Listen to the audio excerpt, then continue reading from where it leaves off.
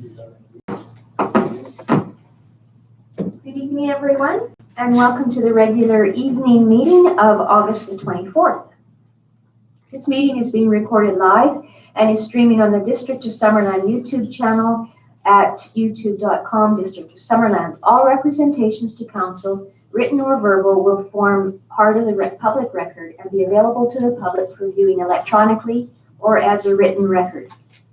As council chamber remains closed to the public, applicants and members of the public are encouraged to register in advance of the meeting to make representations to council electronically. Please contact corporate officer at summerland.ca to be added to the speakers list for one or more of the following items: public comment opportunity item 7.0, development variance items 8.1, and public or media comment period item 13.0. Those who are listening to the live recording and have not registered in advance may call 250-404-4052 during the live meeting to be added to the speakers list. Corporate officer, do we have any late items? There are none, Madam Mayor. Okay, thank you. So could I ask for approval of the agenda? Someone on council, Councillor Holmes and Councillor Patton, all in favor? Thank you. And then adoption of the minutes from the August 10th evening council meeting. Councillor Holmes, Councillor Barco, all in favor? No, you have, there's a change in the minutes? Yes, Madam Mayor, if I may. Yes, please. If I got the right date, a notice of motion was brought forward in that meeting about the invasive weeds. I think that was the last. That was the last council meeting. Yeah, Madam Mayor, I think we were talking that it wasn't a notice of motion. Okay. However, Right. It was a delegation that, yes. correct. And she is coming on the 14th of September. That's Thank you right. so very much. You're welcome. Thank you. So that's Ms. Scott then. That's correct. Good, good, thank you. Okay, on to the mayor's report. On behalf of council, our thoughts are with Okanagan Falls Director Ron Oberick, Mayor Vasilaki, and council, and the people of Heritage Hills and Penticton as they face the Christie Mountain wildfire. Our thanks to all those who are fighting the fire and keeping people safe. This includes the BC Wildfire Service, RDOS Emergency Operations Center, City of Penticton Fire Department, Emergency Support Services, including Summerlands, Interior Health, and others. Over the last week, I attended several Riga Arts Festival events, including opening the festival Saturday, August the 15th. Councillor Holmes was also there. Most of the events were adapted to an online presentation, but the signature event, the Primary Colors concert, was held live at the Center Stage Theatre. As usual, it was very enjoyable and included both Sergei Riga and his son Shay, George Riga's son and grandson. Many artists, especially those in the so-called gig economy, have experienced significant challenges during the pandemic because live events are their primary revenue source. Having said that, they, like Summerland retail stores, eateries, wineries, professional services, and other businesses, have adapted the way they do business to ensure that people are safe. Councillor Holmes and I attended a short RDOS board meeting on Thursday, August the 20th, and he will provide an update on meeting decisions. Right, Doug? Yeah, that's right. Yeah, you're right, decisions. We are all aware that BC is experiencing a spike in COVID-19 cases and that the province and health authorities are preparing for a second wave of the virus. In Summerland, we have seen less illness from the virus, but we cannot be complacent, especially as we move into the traditional flu season. For the sake of those in our community who are health compromised, or those business owners who just cannot survive a second business closure, I and council are appealing to all Summerland residents to continue to do their part. Stay safe and continued health. CAO. Okay, thank you, Madam Mayor. So we've got a couple of updates for council on some of the priorities that the council has set for us over the last couple of months and through the strategic planning process. So just a brief update, we've begun some conversations with a number of different groups in the community around the conversation against community conversation against racism in Summerland. So we're in the process of setting up a Zoom meeting with a number of different community leadership organizations, including the Arts Council, Chamber of Commerce, RCMP, the Alliance Church, South Okanagan Immigration Community Services, Philosophers Cafe, Holy Parish Church, United Church, Lutheran Church, Summerland Library, Youth Center, and School District 67. So looking forward to getting a number of organizations together, leadership organizations together in the community to begin that conversation. So we should be able to bring back an update for council at our next council meeting in September. So look forward to doing that. So really appreciate the organizations being able to get together and try and help us figure out how to best lead that conversation in the community over the next few months and into the future.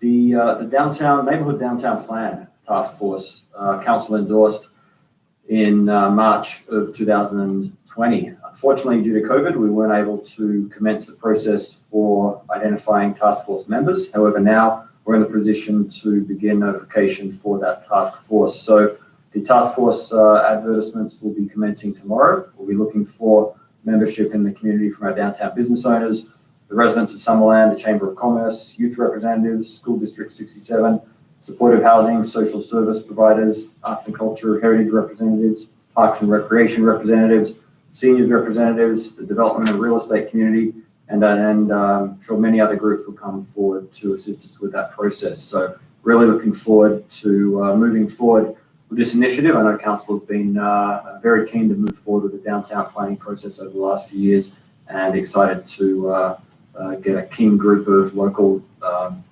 task force members together to help lead the process. So we look forward to getting a media release out on that first thing in the morning, Madam Mayor. And that's all for my updates. Thank you. Any questions about CAO report? All right, we'll carry on then. First opportunity for public comment. Is there anyone on the speakers list? There is no one on the speakers list this evening. Okay, thank you. And then we'll move on to development items 8.1, development variance permit DVP 20-020 for 14404 Heron Road. CAO, or is it Alex? Alex? Thank you. Let's just make sure this is working. All right, good evening, council. So the district has received an application for variance in order to allow for an existing secondary suite that has been constructed to remain within the existing, in order to allow for an existing secondary suite that has been constructed to remain within the single family dwelling at 14404 Heron Road. The applicant is requesting that the required number of secondary suite parking stalls is varied from 1 to 0. In the OCP, the future land use designation of the subject property is approved neighborhood plans, and it is zoned RSD1 residential medium lot. These land uses are consistent with the neighboring properties. The subject property is located in the Heron Road subdivision. It has a recently constructed single family dwelling sited on it. The lot has an area of roughly 870 square meters and is located approximately 1.8 kilometers west of downtown Summerland. The requirement for variance for the parking space was identified at the time of final building inspection. Staff determined that the applicant had deviated from the originally approved plan in favor of a parallel driveway to the home that did not account for the required secondary suite parking stall. This site plan shows the approved driveway. As depicted, there are 2 stalls in the garage which satisfy the requirement for the single family home, and 1 stall just out and to the side of the garage which satisfies the secondary suite stall. Now this site plan shows the existing driveway that was constructed. Only 2 of the required 3 vehicle parking spaces are accounted for here. Although the driveway can support an additional vehicle parking, this is not satisfactory to account for the required dedicated secondary suite parking. Allowing the driveway to count as a parking spot would lead to potential conflict between the owner and the suite tenant. Both site plans may seem similar, however, the original site plan was much preferred to the existing situation. Currently, the garage can hold 2 vehicles but cannot accommodate a vehicle in the driveway as it would block vehicles from exiting the garage. In contrast, the originally approved design supported the ability of vehicles to exit from the garage and driveway unobstructed by the secondary suite parking stall. The applicant has suggested that there will be adequate space within the municipal right-of-way along Heron Road to accommodate for the secondary suite parking. The applicant is not incorrect that there is adequate space for, that adequate space exists for parking. However, works in this right-of-way to make this possible were done without permit and unknown to the district. The purpose of the required parking spaces within the property boundaries is to ensure that the road right-of-ways are kept clear of vehicles that can crowd the roadway, create potential for danger, and become unsightly. The potential for overflow parking along Heron Road was avoidable in this scenario. The applicant knowingly chose to deviate from the approved building plans without compensating appropriately for the suite parking. As a result of the applicant's decision to deviate from the approved plans and undertake works within the municipal right-of-way without approval, staff have recommended denial of the proposed secondary suite parking variance and that the suite be decommissioned within 60 days. Thank you very much.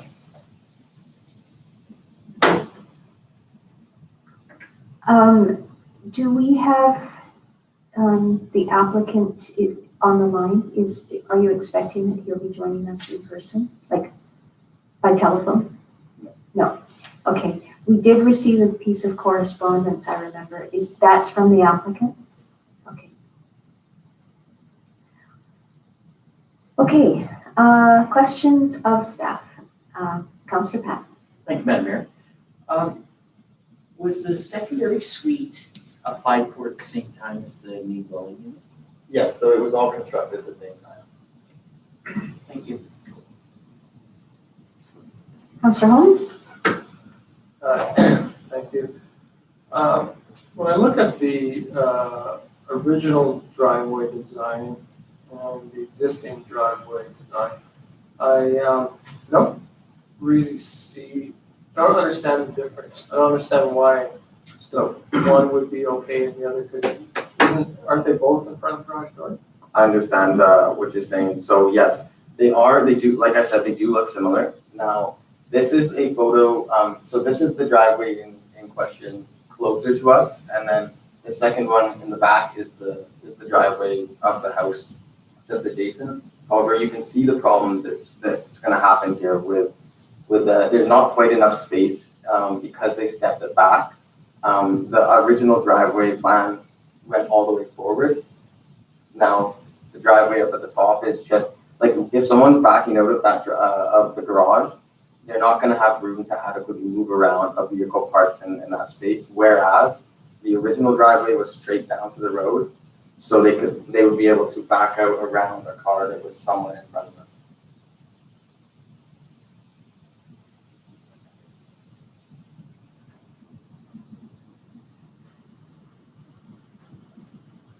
Sir Van Alphen? So, thank you. For the original plan, though, the original driveway, the slope from the garage door down the road would have been quite excessive, no? Yeah, there's definitely issues with that, but they could have been resolved. Okay. Appreciate it. Yes, Councillor Pat. Thank you, Madam Mayor. When you take a look at the site photos, you can see where the driveway comes in, and there's some landscaping. The other photo, please, yeah. No, the other one. Well,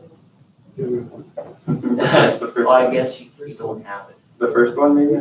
Yeah, the very first one. Okay. So in our package, it shows the house, and then if there's some landscaping there, is it within our bylaw that can they have a dedicated parking in the side yard setback? Like, see where the door of the house is, so where that landscaping is, could they make a parking pad there? I don't know right offhand. I can't answer that. I'd have to look into it. Maybe it doesn't have to be. I think it's 2.6 meters is the requirement for a parking stall width. in our bylaw. Great, thank you. So you're referring to just left of the door there? The Yes. entrance, yeah. Yes, we create a one stall. Yes. One stall. Councillor Barco? The off-street parking that they're proposing, is that in the sort of the gravelly area right there? Or- Yeah, right here. So they've flattened it all out there. Oh, down there, well, that's not in front of their house though, right? That's 2 or 3 down. So there's 2 spaces. I think the idea I got from the applicant was that the wider area, not right in front of the house, would be where they would park, but they may be proposed. Yeah. They've just stated that the parking would be in the right of way area. They didn't specify exactly where along it would be, but Another question. In the motion, their proposed motion says before any environment action is commencing in any environment action. That's a phrase I'm not really familiar with. You mean enforcement or? That should be enforcement action, Your Worship. Okay. Okay. Thanks. Yeah, I was wondering about that Oh, too. Thank you, Councillor Barco. That's how we spell it in Australia.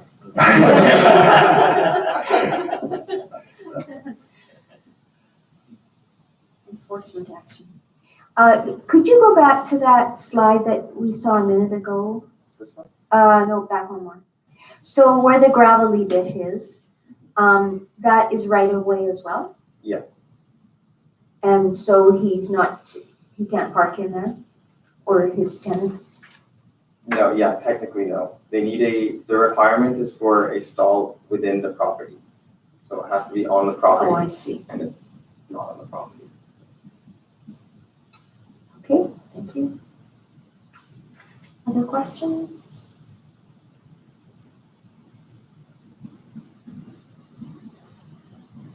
Councillor Trainer.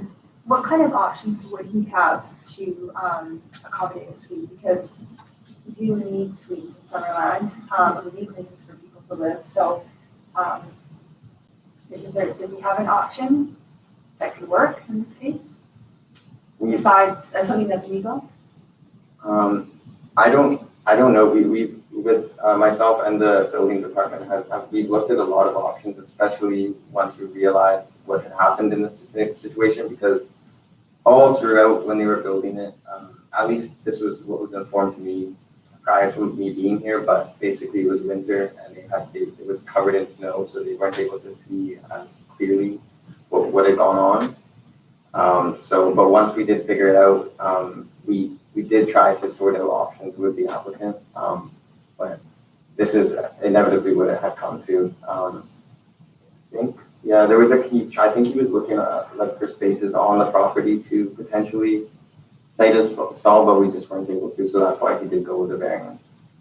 And sorry, did he give a reason for why he deviated from the original plan, which would have accommodated a third car? No, so I wasn't provided a rationale. Not directly.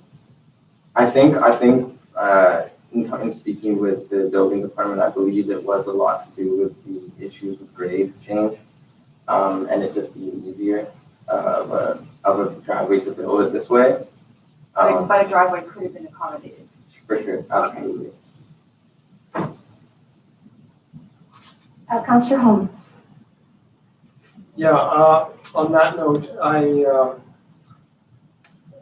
I think we should, rather than just say you have 60 days to decommission the secondary suite, the other option is that to give him to provide parking for that secondary suite. And it's really should be up to him which one he wants to do.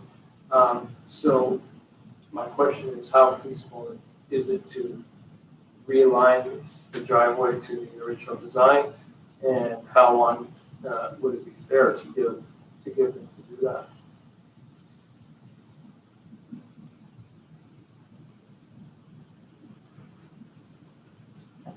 Yeah, Madam Mayor, I think this photo up on the screen, you can see the grade difference. So there's a fair amount of work that would have to happen to accommodate the driveway from, must be north to south. The driveway located up here. So you need to regrade this whole area down here to achieve the original design. So there's obviously a cost to that.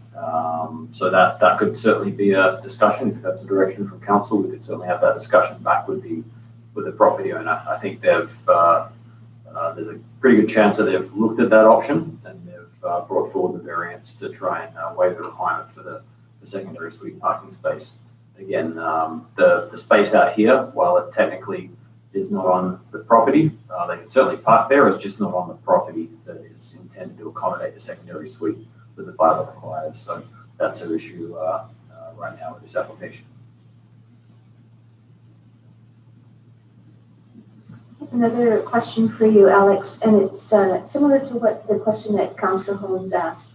If the vehicle that we can see in the picture, if there was space for that vehicle to park with a different orientation, so if what we're seeing, for example, is horizontal, if it was vertical, allowing room in the garage for another vehicle to get out, would that have sufficed, or is it just too much different? It was just too much different than from the original design. So I believe, so it's a shorter distance because on here you can see that the driveway is longer out towards the road because it doesn't turn. So there's just there just wouldn't be adequate room for them to navigate that properly. Like if it was 3 cars in a family, probably a different story. But the fact that it's a suite owner and a tenant, we feel that the potential for conflict there is just quite significant.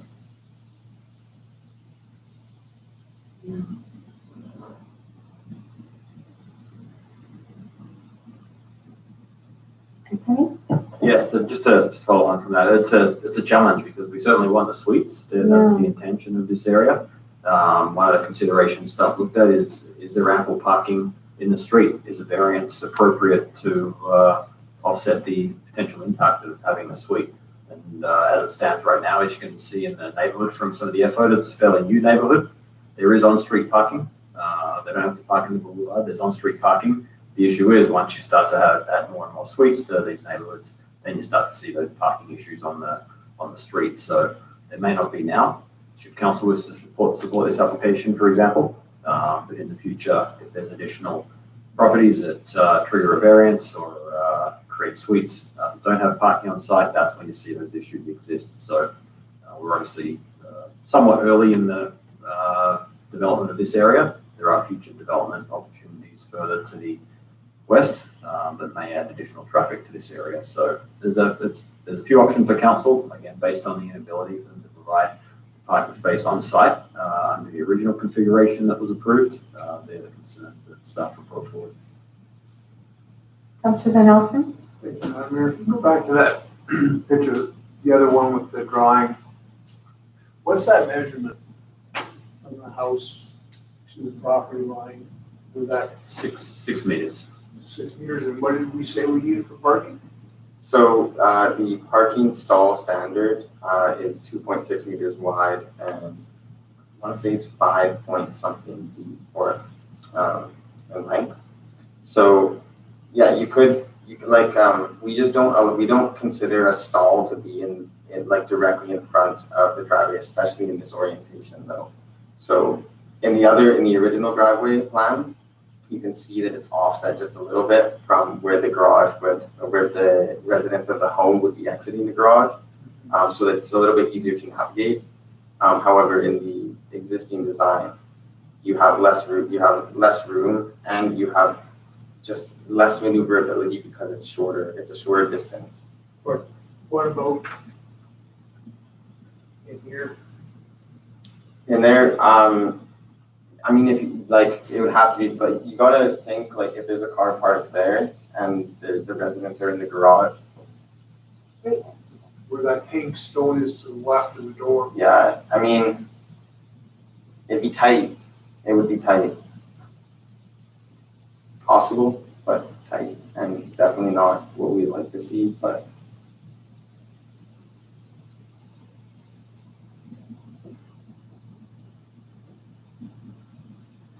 Well, I understand why, the on-street parking in this neighborhood, in that location, you have another street verging onto this street.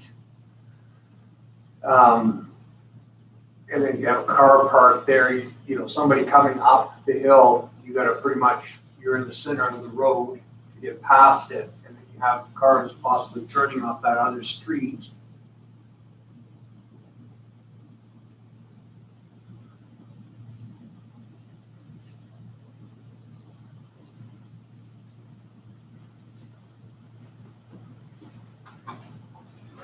Thank you, Madam Mayor. No, I'd like to see this, if possible, to keep the suite. If possible, do we table this? I mean, go back to the homeowner and say, come up with a plan? Yeah, within 90 days, and if you can't come up with a plan that's gonna suffice, then I guess you lose the suite. I'm just throwing it on the table. I'm looking for some advice. Anthony? Yeah, Madam Mayor, I think it's certainly an option. I think all those discussions have been had. We're certainly, now that we're in front of council, the direction from council, if that's the wish, to try and see if there can be one additional space accommodated on site. We can certainly work with the property owner. I think on that, I guess the left-hand side of this photograph, you're going to be dealing with obviously some grade issues, potential retaining walls. Those are the sort of issues that would need to be figured out there. I'll leave on the bottom left, maybe electrical box there, but so some difficulties in trying to accommodate the parking space there. But if that's the direction of council, we'll work with the owner, and if they can do it, we'll work with them to make sure they can do it. If they can't, then we'll be back in front of council with the result of those discussions. Councillor Holmes? I'm just wondering if it'd be more effective if we passed a motion saying that we give the owners 60 days to come up, provide a solution for parking for the secondary suite, and failing that, that the owners can commission the suite. Something to that effect. Councillor Patton? Thank you, Madam Mayor. I concur with Councillor Holmes. I think we give them another opportunity now that it's come in front of council. But I think if we allow a variance for on-street parking, it's going to open up a door for us that we'll never be able to close again. And I agree, we need the secondary suites in Summerland.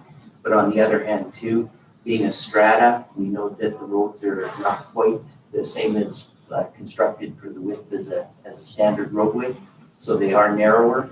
And I think that we would be opening ourselves up to a case where we would never be able to. We would have to look at every variance thing coming in for on-street parking, and I don't think that's fair to the municipality. Thank you. Councillor Van Oppen? One side strata, I believe this side is freehold. If I'm not mistaken. That's correct. My son lives in the strata part, and there's people that utilize on-street parking, but there's also fines for snow removal. There's strata based for snow removal, so if you've got vehicles parked on the right of way, it could cost you. Here, this is freehold. I agree with Councillor Holmes. I like the way it was phrased. Give it 60 days, come up with a different plan. There's options there. I mean, they're not all pretty. That fence could be moved forward towards the road, and that retaining wall could be placed, and that driveway could be widened, if I'm not mistaken, or is he at his max on the property line? I think he's close to his property line there. So, hopefully there's some options that could happen here. But, unfortunately, the original drawing showed it could happen. And he varied from those original drawings, so I guess the onus is back. It's here as a council. I agree, 60 days, come back with a plan. If not, we can stand to lose a suite. Councillor Barco? I agree, it's reasonable to give them an opportunity to do something with on-site parking. But if you give them 60 days to come up with a plan, he comes back and says, here's my plan. I think we want to before we give any approvals, we want to see that the plan has actually been executed, because he already had a plan that he didn't follow. And this is what is particularly galling about this application. And it's Pandora's box. You open it up, just give us a plan that says you're going to conform and then build something different. It doesn't work for me. And so we need some other wording that is not just 60 days for a plan. And I look to staff to see how to handle that.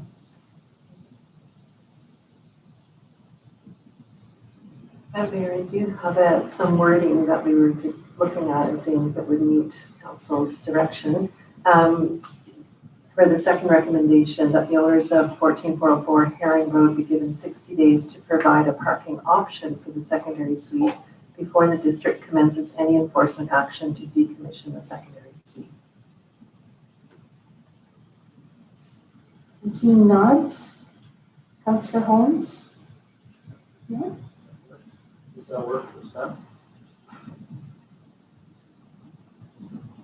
Councillor Barco? So, okay, so carrying this through, if he comes up with a plan and says, okay, well, I'll rip up the rocks to the pink there and we'll pave it or something, and I'll make it a parking spot. And then, like I say, and then nothing happens, what do we do? Does that motion then say we will now, it doesn't really say, he's met the requirement, he had a plan. It doesn't say, so we don't do any enforcement action because he's got a plan. We got to change that a little bit.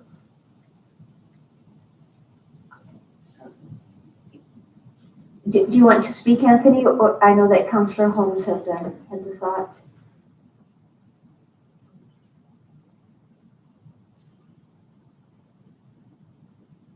Would you like to just go ahead, Councillor Holmes? Well, then, to that, I would say, well, then it doesn't get approval for the secondary suite until the parking he doesn't have the plan, but he actually has the parking for the secondary suite. There should be no approval of that secondary suite until that secondary suite has a parking spot. Simple as that. That's why I look at it. Second, Councillor Van Alphen? the secondary suite exists today. So it's, we're asking that he decommission the suite because he doesn't have adequate parking. I believe, he needs to come up with a plan that's appropriate with our planning department, our building department, and once it's approved by our building department, he's got 60 days to come up with a plan, and then once the plan is there, then he's gonna have to have X amount of time to initiate that plan. In the meantime, we're allowing the suite to stay, but come up with a plan and then execute when a timeline that's reasonable. Councillor Patton? Thank you, Madam Mayor. Anthony, is there anything in the bylaw, if he was to do suite parking, say where the orangey reddish rock is, it wouldn't have to be concrete. He could have a gravel drive, could he not? Yes, correct. That location, when you look at how easy is it going to be to provide a one additional on-site parking space? It's either adjust that driveway and the fence you can see there to widen it, to create quite a wide entryway to the garage to provide some additional space, or that area on the left-hand side of the screen. So they're the two scenarios. Cost-wise, in front of the garage with the retaining and those sort of things will be likely attached to that. Probably more cost prohibitive than looking at that orange area. So they're really the two options in front of the property owner to try and accommodate that parking space on site. And we also have occupancy of the building. The building department haven't issued occupancy for this property yet, given the non-compliance that we currently have in front of us, and a couple of other issues they're sorting out as well.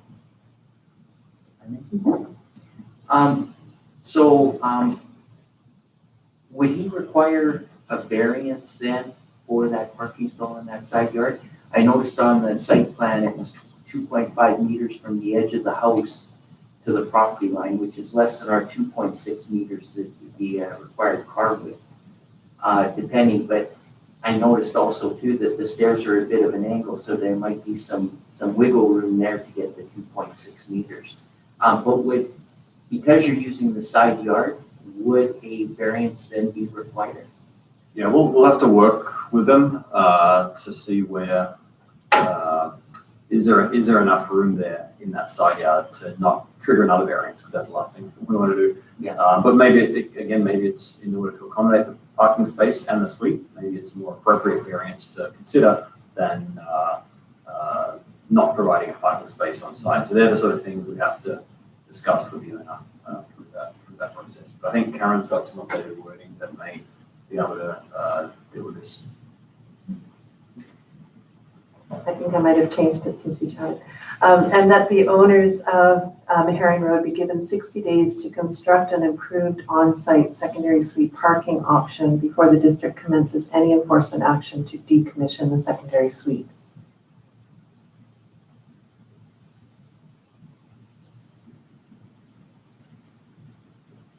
Councillor Barco? I'm just thinking that 60 days is a bit tight. Yeah, me too.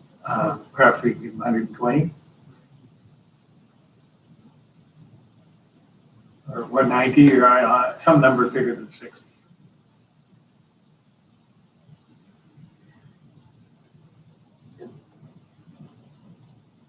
Well, let me put the question to staff, considering the difficulties in getting contractors and stuff, drawing up a plan, making a decision, what do you think that the reasonable number would be?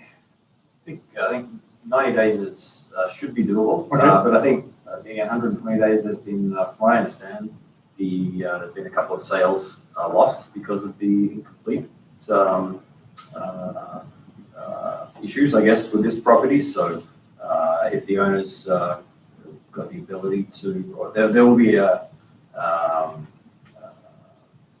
incentive, I guess, for the owner to complete this as soon as possible, given the interest in purchasing the property that's been out there, I understand. So, motivated.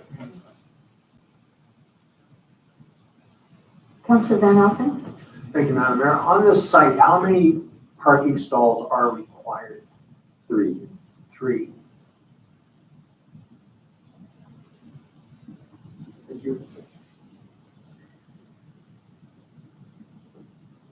Councillor Barco? I'll make the motion as presented by staff with a 60 days as written by staff, 60 days. 60 days. Now that I know that it's holding up the sale of the property, I think they'll deal with it quickly. Do we have a seconder for that? Councillor Patton? Okay, so for further discussion? Councillor Holmes? Well, I kind of agreed with you. Like Councillor Barco, the first one, he said give him 90 because 60 days to build all that. I guess I can come back and ask for an extension if we see it's well underway, but. I'm fine. That's before we start enforcement action, so there's a little wiggle there. Anthony? Yes, and I think if they're able to actually start construction on a parking space that complies with all the bylaws, they won't require a variance. They won't have to come back to council. So if they come up with a design in the next 20 days and then act on that quickly to construct it, subject to complying with all of our bylaws, then again, they won't need to come back to the council. So. Okay, any further discussion, comment? Madam Mayor, just to confirm that the full recommendation does include the denial of the variance permit? Oh, yes. Yeah, that's the understanding, right? Yes. Okay, thank you. So I will call question then on not quite what's written up there, but what we discussed. Councillor Perhaps Barco. just to be sure, as we sometimes do, could we have the motion read back to us? The second part, and that the owners? Because the first part, I think we just agreed is good. It's denied. Yes. So that the development variance permit be denied and that the owners at 14404 Herring Road be given 60 days to construct an approved on-site secondary suite parking option before the district commences any enforcement action to decommission the secondary suite. Okay. Call the question. All in favor? Any opposed? Carried. Okay, and then on to 8.2, the July 2020 Development Services Department monthly report, and that's yours, Anthony. Okay, thank you, Madam Mayor. So the end of July statistics show in the planning department, we've had 24 variance applications, 2 ALC applications, 11 development permits, 8 rezoning applications, and 3 subdivision applications this year, a little down on last year. The variances, as I said before, are up. We're in the process of bringing a number of zoning bylaw amendments forward to our Development Process Improvement Committee, and likely those will also be going through our Planning Commission as well for review before coming back to Council, potentially to the Agricultural Commission Committee as well, given we've got some agricultural amendments coming forward. So we'll be bringing those forward to Council, again, aiming to reduce the number of variances coming forward. With regards to the building permit activity, at the end of July, or for the month of July, we had 22 permits issued, $2.6 million in construction value. As of this year, for the entire year, 104 permits issued, just over $16 million in construction value, which is down approximately $11 million from this time last year, but somewhat aligns with the 2016, 17, and 2018 permit values for this time of the year. Thank you, Madam Mayor.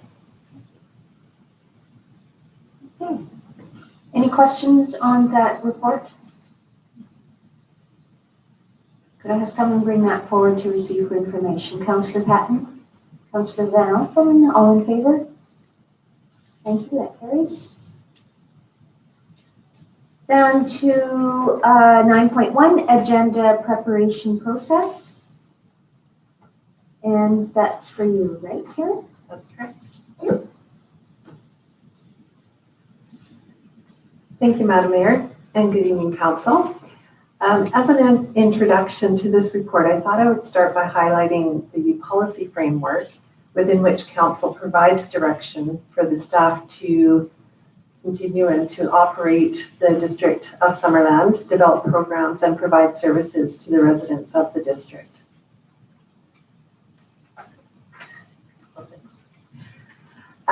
So Council is a continuing body, which means that the policies that direct staff and inform the public are often put into place by previous councils.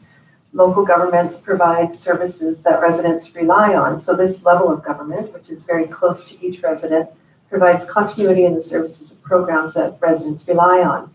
When a new council sets strategic priorities, the policy framework is in essence reviewed and often adjusted, changed, or completely removed when and if council wishes to change policy direction. This policy framework, bylaws, council policy, and resolutions, is then the means through which council makes decisions, informs the community, sets service levels, fees and charges, directs financial commitments, and provides development rights, among many other things. Local governments are created by the province, and council acts within the authority that they are provided. This includes the tools that must be used to regulate, which is a bylaw, versus establishing a council policy, for instance, to set different service levels. The resolution is also considered a policy decision of council, even though it may be done on a single basis at every council meeting. It's setting some kind of direction for staff to follow. The very nature of local government is therefore open, transparent, and accessible to the public, and is a result of the statutory, regulatory, and procedural rules found in the enabling legislation. So when we come to the agenda preparation process, there are multiple considerations that are provincial and local. So under the community charter, along with the authorities given to council, there is a procedural obligation, including setting your annual meeting schedule so the public is provided notice of regular open meetings. Council must also establish a procedures bylaw that outlines how council will conduct their meetings and how items will appear on their agendas.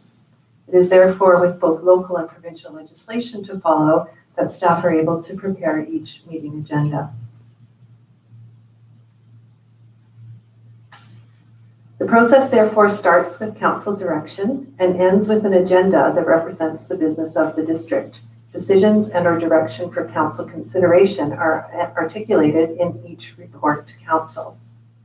Steps 2, 3, and 4 are equally informed by legislation, with report authors referring to applicable legislation and/or council policy that may have been considered in making a specific recommendation. Reports are often circulated for input and feedback from various departments and are then submitted to the appropriate agenda based on the procedures bylaw.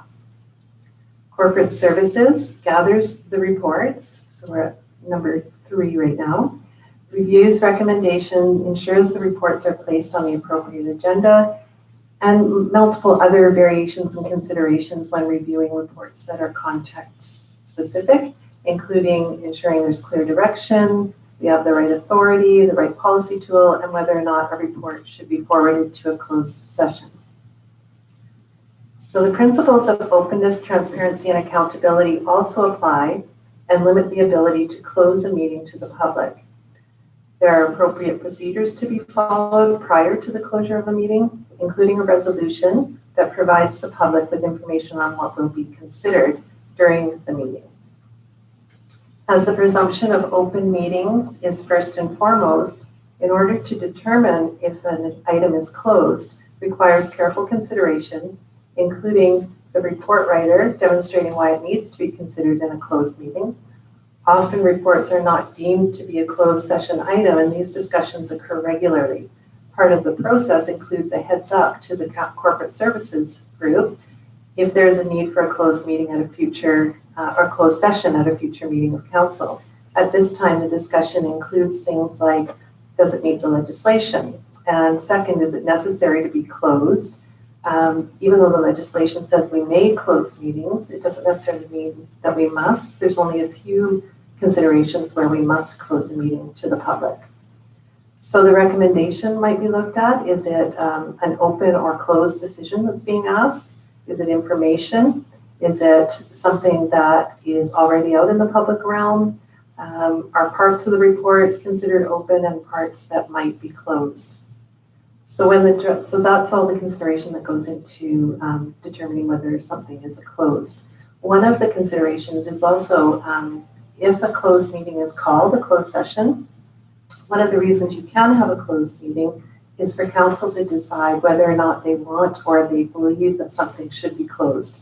So a meeting can be closed, council can have that discussion, and then the decision can be made to either bring that report into the open or to leave it in closed. So when the draft agenda is pulled together, the CAO and the mayor, with the mayor, will review the agenda from the chair's perspective. So whether it's the mayor or an acting mayor, always sitting down with the agenda to ensure that we know if there's delegations, who's speaking, that type of thing. The reports are then finalized with the CAO with his signature for inclusion in the agenda, and the full agenda package is published for the public. So there's really a circular process that continues. So council provides direction. Reports are in response to direction of council. The agenda is put together, and then council again makes decisions, receives information, or provides further direction. Now that's the report itself has more information in it. However, that concludes my comments this evening, and I'm certainly open to answer any questions that you may have with regards to this particular topic. Councillor Holmes. Yes, first, thanks for bringing this forward. I really appreciate it.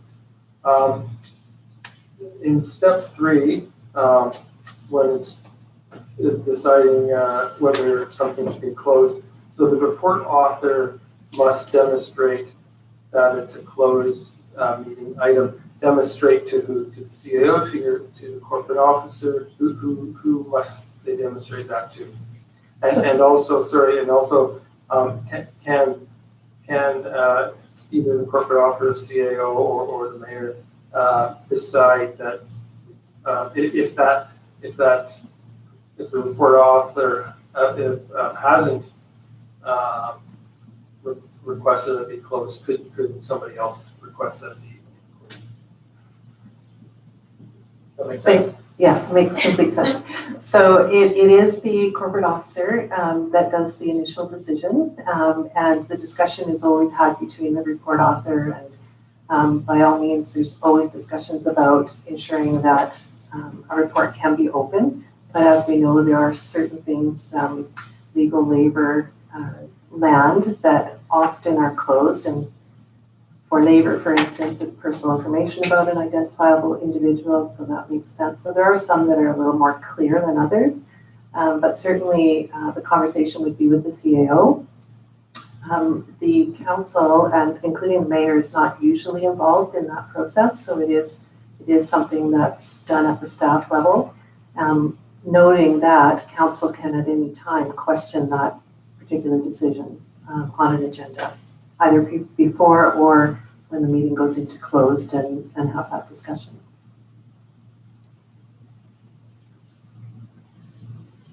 More questions? I have another. Sure, go ahead. So I'm not suggesting for a minute this could happen, but what if the published agenda is then different than what's reviewed with the mayor?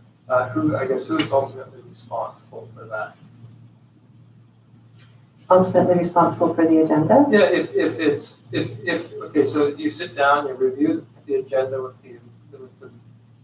the mayor, and then what the council receives is different than what you had seen, right? What you had reviewed, and that we get what's been published isn't what you had reviewed. So who is ultimately responsible for that? So I can answer. So the agenda is actually from the CAO to council, council as a whole, so which includes the mayor and councillors. So it is the CAO's agenda. If anything changes after the review of the agenda, we would notify. If it's before it's published, we would probably notify the mayor that we've provided an updated. Often there's notes being made about who's speaking. So if that changes, we'll often just as a courtesy advise that it's changed. But yeah, once it's published, we're very loath to make any changes once it's published, because often it's difficult for people, especially in an electronic format, who might look at it one day and then the next day it's different. So we very much try to, if anything is added to an agenda, we try to ensure that it's very clear that it's been added. And if there's any major change, we always make sure that that's brought to the public forum so that it's noted in the record that the agenda had possibly changed from when it was posted. Similar to this afternoon with the minutes. We can update the minutes online very quickly and easily. However, it's important that that change be noted publicly so that anyone who may have looked previously is aware that it was addressed. If I could just add one thing to that too. When I review the agenda with the corporate officer and the CAO, it's just kind of bare bones. I often won't even have a resolution there. I don't see the staff reports or anything. It's just kind of the items that are brought forward. And I also don't have any say in, what goes on which agenda. That's a staff decision. Councilor Barkle. I think it should be noted that ultimately it's council's responsibility for the agenda. At every meeting, we approve the agenda with or without any changes. If there's some significant change to the agenda, we have the power to say, maybe we should table that item. It's people haven't had enough time to review it, or we have the authority to say we think something should or shouldn't be in camera. Ultimately, the responsibility, with the advice of staff, of course, rests with council. And if there's something that any particular councillor isn't comfortable with, then they should bring it up, and it can be discussed and explained, and then a decision made. So the buck stops here.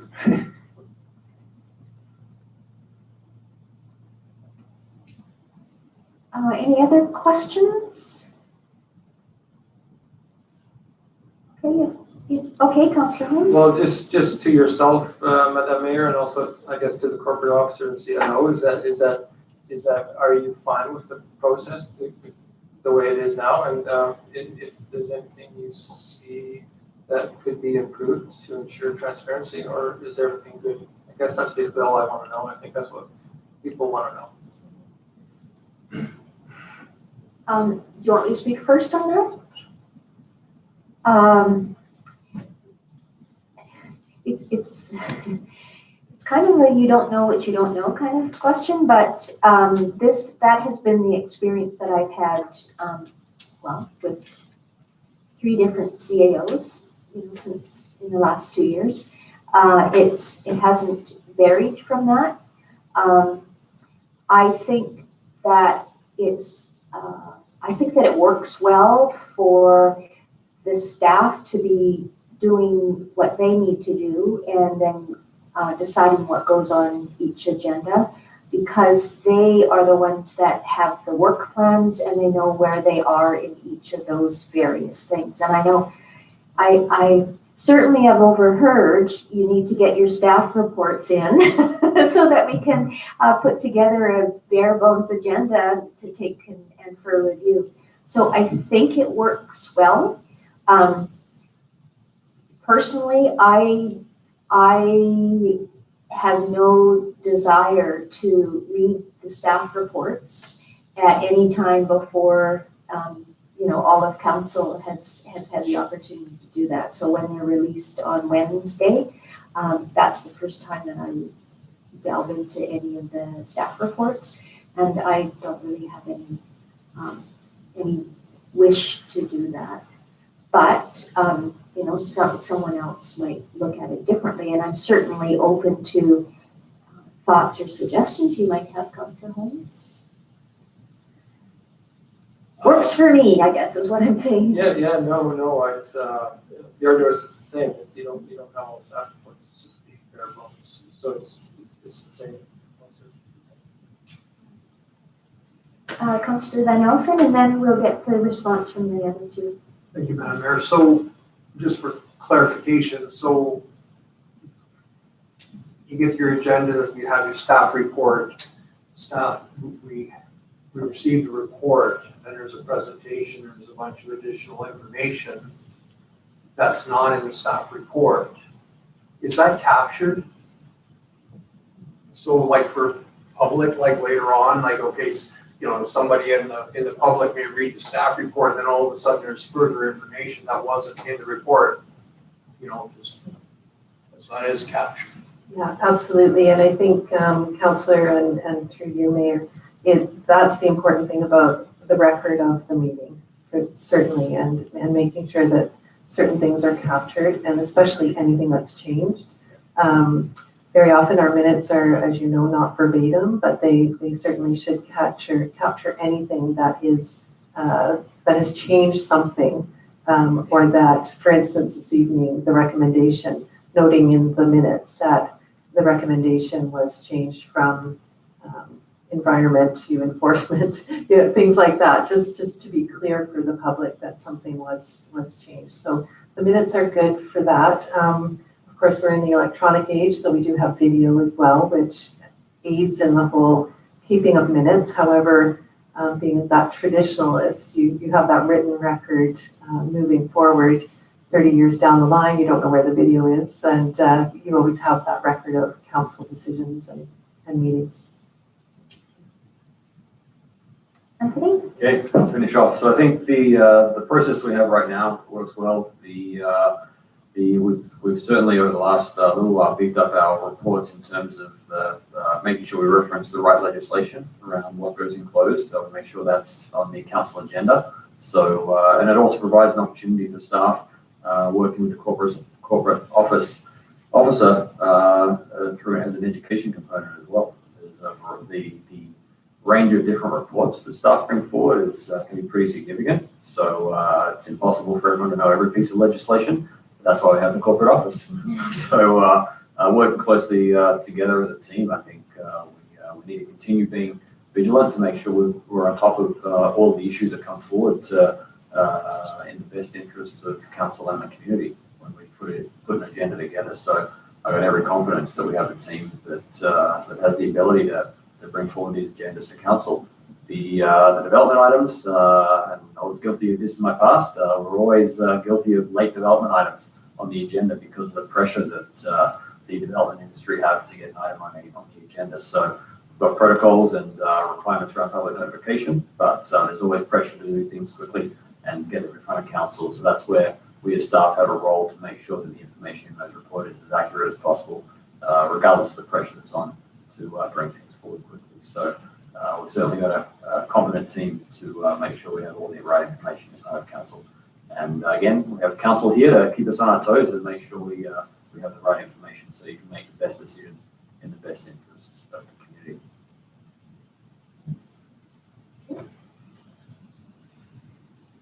Any other questions? Okay, could I have somebody receive that for information? Please bring that forward. Thank you, Councillor Holmes. Councillor Van Elfen. Any further discussion? All in favor? Thank you. None opposed. Okay, so now we are on to notice of motion. Does any councillor have a notice of motion? Okay. I don't see any information items or correspondence, so we'll jump right into councillor reports, and we will begin with Councillor Holmes. Thank you. I'll just give a short verbal report from RUS. So as you can imagine, as the mayor mentioned in her report, the Christie Mountain wildfire was kind of on the top of everybody's mind the past week. My understanding is the evacuation order is still in effect for 390 properties in Heritage Hills. And of course, because there's loss of one house already. The RUS Emergency Operations Center is currently finalizing the re-entry plans for residents under that evacuation order. So the objective is to get them back to their homes as soon as possible. So geotech work is underway to ensure the safety of homes, the infrastructure, gas, power, water lines, that sort of thing, trees and those sort of things. RUS is also working with BC Parks to ensure Skaha Bluffs Provincial Park is safe to use as well. So, and there's an evacuation alert is also in place for another 116 properties in Upper Carmine and Skaha Bluffs. I understand today the city lifted its evacuation alert for the cities, the properties in the city limits. So that was the big thing on everybody's minds last week. The other thing you may have heard of was on Tuesday, August 11th, there was an attempted ransomware attack on the RUS's information systems. So all their systems, their email, internet, online services were all taken offline. Most of them are still down, as far as I understand. The IT staff are working with cybersecurity experts to review the entire network, and they're moving forward with some limited internal service right now. So full services won't resume until the cybersecurity team has completed its investigation and approved network use. And so that affected the production of last Thursday's board of directors agenda, and therefore, so they never were able to get an agenda put together.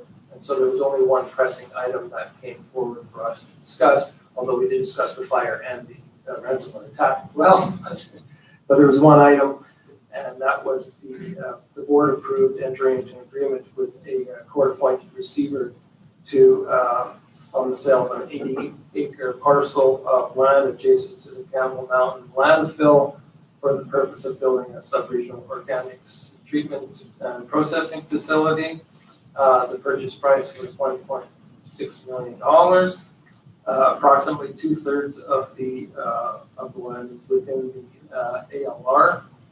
And so the RDS will now be undertaking a public engagement process prior to the application to the ALC to have for an exclusion. for that land to build the site. So if that goes through, then that'll mean that rather than one large organics facility for the whole region, there'll be 3. The one that we're currently putting in place is here in Summerland. Oliver earlier received the same grant we received for an organics facility in Oliver, and then the Camel Mountain one. So that's the way it looks. Organics looks like it's going to shape up. And that's it. Thank you. Councillor Van Alphen? Nothing to report at this time, thank you. Thank you. Councillor Barton? Thank you, Madam Mayor. I attended the Chamber of Commerce meeting, and 2 topics were discussed most of the meeting. One was TODA, and I forwarded the link to you all, and I had a quick look at it, and I thought, it's good, and they really emphasized how fortunate they feel to be part of that for a minimal price. I think he said $3,500, and we're there. And even if there is some errors, I didn't spot them, but maybe you did. Just a few inaccuracies. Okay. The other thing was as you might expect, that the chamber is talking about development and barriers for development and such, and everything that they seem to bring up largely seem to be really in the purview of our process development committee. And so all agreed at the end that yes, these are things for the process development committee. There was one area I think I helped clear up, is that they would have complaints about, well, why do we need, I'm making something up here, pave the road 10 feet wide when there's a big rock in the way and there's no traffic there, and it's just, why can't we make it 9? Nobody, doesn't make any difference in it. And I think that once I explained, staff really only have the authority to enforce the bylaws and the rules as they're written.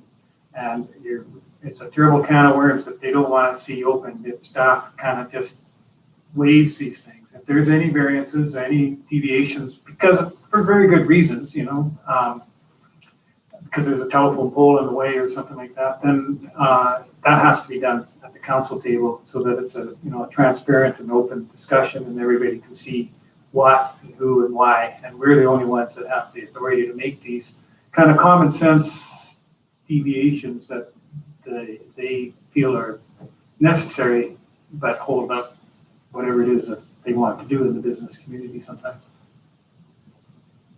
Okay. Yeah. Thank you. Councillor Patton? Thank you, Madam Mayor. I have nothing new to report this week, Okay. Except the new truck. except the new truck. Yes, it's very nice. Councillor Trainer? This morning I participated in a Zoom recreation committee meeting. It's the first one that we've had since December.